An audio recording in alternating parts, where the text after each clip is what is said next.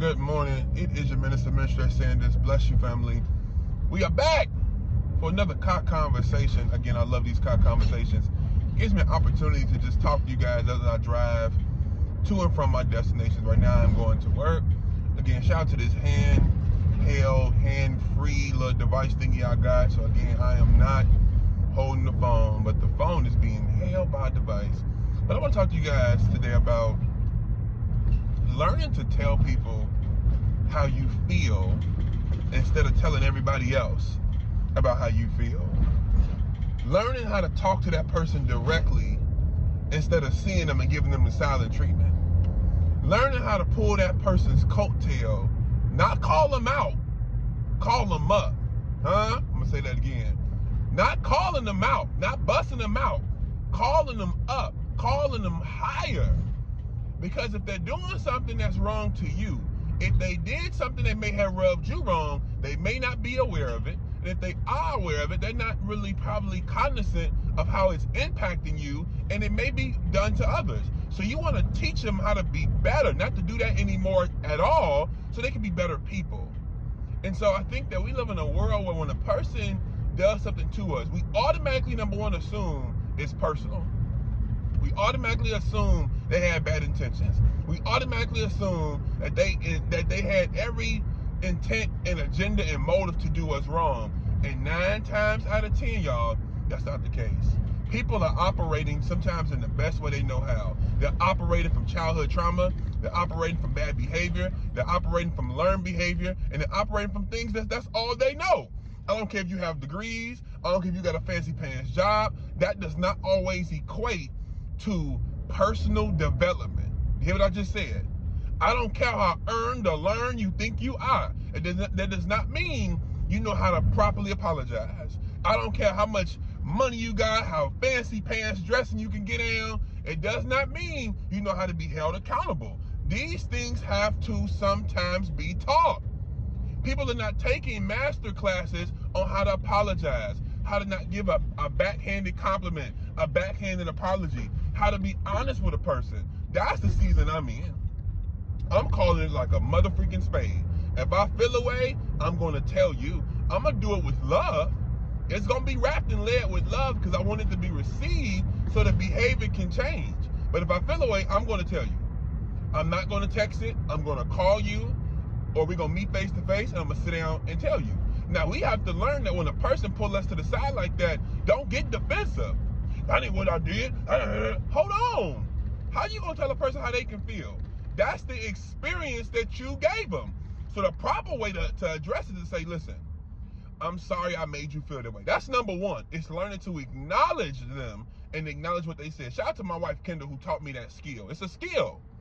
If a person says, man, I felt like, man, you slighted me. You didn't shout me out when you spoke at the event. You didn't give me credit for whatever it is. Example. That's not real. This is an example.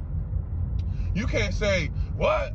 Man, I had 25 people to announce. How am I gonna remember your name? Don't do that. That's out of order. Acknowledge what they said, because first of all, it takes courage to pull somebody to the side. It takes courage to be vulnerable. It takes courage to express how you feel. So the first thing you say is, man, listen, you right? Especially if they right. You were absolutely right. I should have acknowledged you. I had a lot going on, not making an excuse. But I had every intent. Let them know your heart. Let them know what's in your heart. I had every intent to shout you out. I was nervous. Let them know you're human, right? Talk about what you was dealing with on a human level. I was nervous. I didn't prepare as much, and I was just throwing names on top of the dome. I forgot yours. I apologize for how I made you feel, for giving you that experience. That wasn't my intention. See, when you get defensive, you're trying to defend your intention. Good intentions still offend. I say that. I don't know if that's my original quote, but I live by that. Good intentions still offend. I don't care. It doesn't matter what your intention was. They feel away by what you did. So thing you need to acknowledge is that wasn't my intention. Here's the climax. Here's the grace. But moving forward, I'll make sure I'm mindful of that. I'm human. I'm not gonna say it's not gonna happen again, but I'll try my best to make sure it doesn't happen again, because I am apologetic for how that makes you feel. That's how you do that one. But getting all defensive, getting all riled up, getting all for what? For what? So again, that's what we have to learn. how to pull people to the side, not bust them out, not call them out, call them higher. Why do we call them higher? We call them higher because we want them to be better. See, a lot of people are struggling with relationships, platonic and romantic, because they're flawed with their personal characteristics. But I'm a firm believer that self-improvement will always lead to collective improvement. Say it again. Self-improvement will always lead to collective improvement. When you work on yourself, I mean truly work on developing who you are as a person, it's going to be really easy when it comes to interacting with other people, because people will see that light and they'll say, wow, this person has the skill set to know how to apologize, how to be held accountable, how to admit when they're wrong, how to be accountable but responsible. Accountability is just saying, hey, I own that. Responsibility is saying, okay, here's how I'm going to move forward. Here's how I'm going to better. Here's how I'm going to go, forward and better. Not just with you, but I'm going to reflect with everybody and make sure that I'm moving the way I want to show up. Because I want my name to be clean. I want to be honorable. I want to be righteous. I'm not going to be perfect, but I do want my name to be synonymous with doing people right. I don't want to go down the history for a person that did people wrong and scammed and cheated and lied my way to the top. I want to be honorable. I want to make sure that everything that come to me was meant because I did nothing but put out blessings. That's what you want on your name. And you make that hard when you don't know how to treat people in a way, even something as simple as apologizing. How many of us know we wrong, but because the spirit of pride has risen up, we scared to call the person and say, brother, I'm sorry.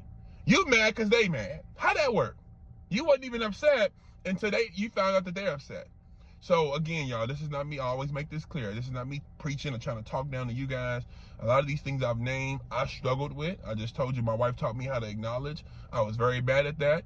I would listen to respond. Listen, okay, and then cut them off instead of listening to understand. We have to be in understanding with people. You don't have to agree.